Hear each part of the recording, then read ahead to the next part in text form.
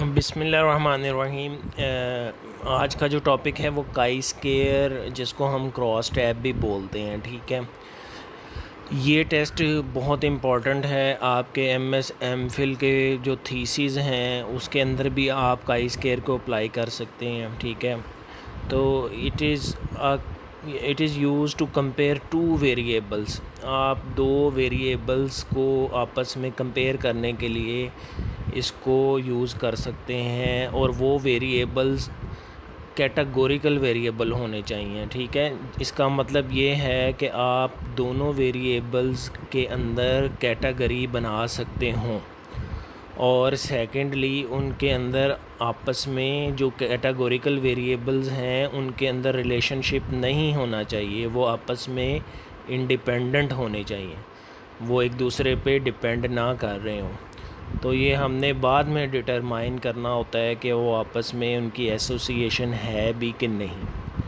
تو اس پرپز کے لیے ہم کائی اسکیئر ٹیسٹ جو یوز کرتے ہیں، اپنا ہائپوتھسس بلڈ کریں گے، جس میں نل ہائپوتھسس کہے گا کہ there is no relationship between categorical variables, جبکہ آلٹرنیٹ ہائپوتھسس کا مطلب یہ ہوگا کہ there is a relationship between two categorical variables, ٹھیک ہے۔ جس طرح ایک ایگزامپل دی گئی ہے کہ جو ووٹرز ہیں اور ان کا ریلیشن شپ پولیٹیکل پارٹی کی ممبرشپ کے ساتھ ہے بھی کہ نہیں۔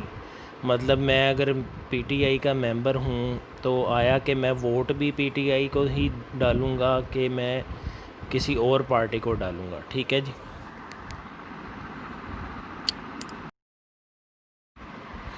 اب ہم سیکنڈ سلائیڈز کو دیکھتے ہیں کہ کیٹاگوریکل ویریبلس کی کچھ ایگزامپل دی ہیں میں نے۔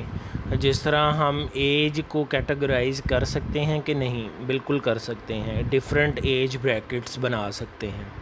اس طرح ایک ایتھنیسٹی ہے جو ڈیفرنٹ نیشن سے تعلق رکھنے والے لوگ ہیں، ان کی کیٹاگری بنائی جا سکتی ہے، بالکل بنائی جا سکتی ہے۔ جس طرح Asian, African, white people, Spanish people, Italian people. اچھا، مختلف جگہ پر رہنے والے لوگوں کی کیٹاگری بنائی جا سکتی ہے، بالکل بنائی جا سکتی ہے۔ شہروں میں رہنے والے لوگ، دیہاتوں میں رہنے والے لوگ، یا درمیانی جگہ پر رہنے والے لوگ، ٹھیک ہے۔ اسی طرح جو گریڈز ہیں، اسکول میں بچے گریڈز لیتے ہیں، اسٹوڈنٹس ہیں، ان کی کیٹاگری بنائی جا سکتی ہے، A B C D E F. اسی طرح جینڈر جو ہے، میل اور فیمیل اور ٹرانس جینڈر کی ہم کیٹاگری بنا سکتے ہیں۔ اسی طرح ہم امپلائیز کی بھی کیٹاگری بنا سکتے ہیں، اپر سٹاف سے تعلق رکھنے والے امپلائیز، لوور سٹاف والے امپلائیز، اور مڈل لیول کے امپلائیز۔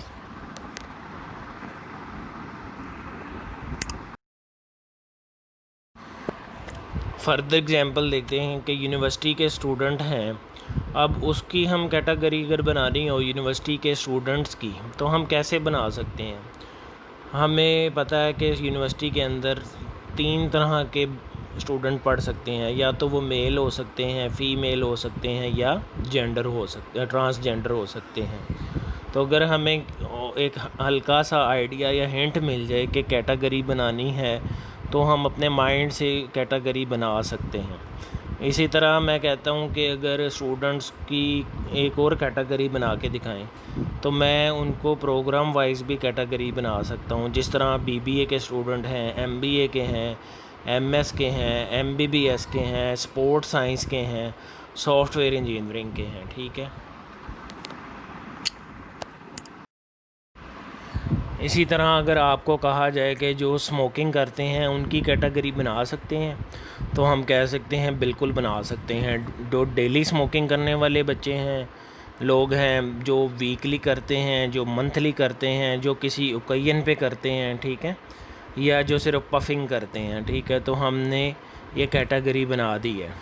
اسی طرح اگر آپ سے کہا جائے کہ سوشل کلاس جو ہے، جو ڈیفرنٹ سوشل کلاس سے لوگ تعلق رکھتے ہیں، اس کی کیٹاگری بنا سکتے ہیں تو آپ بالکل بنا سکتے ہیں۔ جو لوگ اپر کلاس سے تعلق رکھتے ہیں، جو اپر مڈل کلاس سے، مڈل سے، لوور سے، اور پور کلاس سے تعلق رکھنے والے لوگ۔ اب ہم ایک اور ایگزامپل دیکھتے ہیں کہ ہم نے ایک ہائپوتھسس بلڈ کیا ہے کہ whether there is a relationship between gender and subject preference. اس کا مطلب کیا ہے کہ جو جینڈر ہیں اس کا اور سبجیکٹ پریفرنس کہ وہ کون سی فیلڈ، کون سا سبجیکٹ، کون سا ایریا سلیکٹ کرتے ہیں، اس کے اندر ریلیشن شپ ہے بھی کہ نہیں، ٹھیک ہے۔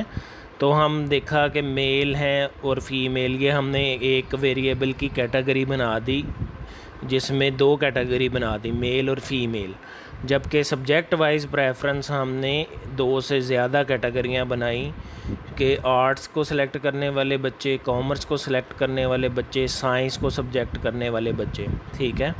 تو ان کا ہم نے آپس میں ریلیشن شپ دیکھنا ہے، تو یہ کائی اسکیئر کے تھرو دیکھا جا سکتا ہے۔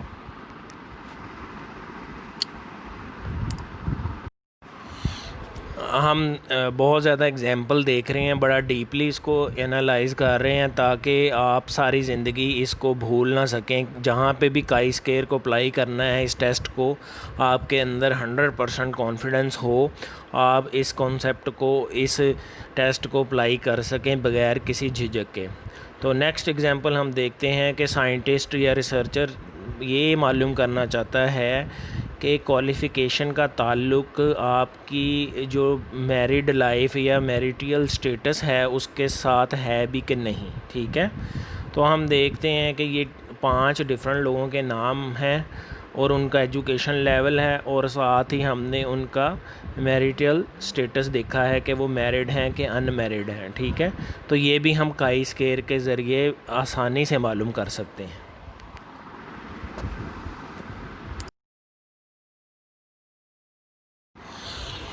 اسی طرح ہم ایک اور ایگزامپل دیکھتے ہیں کہ ایک خاص ایریا میں رہنے والے بچے جو کہ کارٹون نیٹ ورک دیکھ رہے ہیں، اس کا اثر ان کے بیہیویئر پہ پڑ رہا ہے کہ نہیں پڑ رہا۔ تو ہم اس ایسوسیشن کو بھی دیکھ سکتے ہیں کہ بچوں پہ کارٹون نیٹ ورک کا اثر ہو رہا ہے کہ نہیں ہو رہا۔ اس طرح کی بہت ساری ایگزامپل ہم اسٹڈی کر سکتے ہیں، اور لیکن یہ انف نہیں ہے کیونکہ یہ بہت بیسک لیول کی ایگزامپل ہیں جو کہ آپ کے کانسیپٹ کلیئر کرنے کے لیے بہت ضروری تھیں۔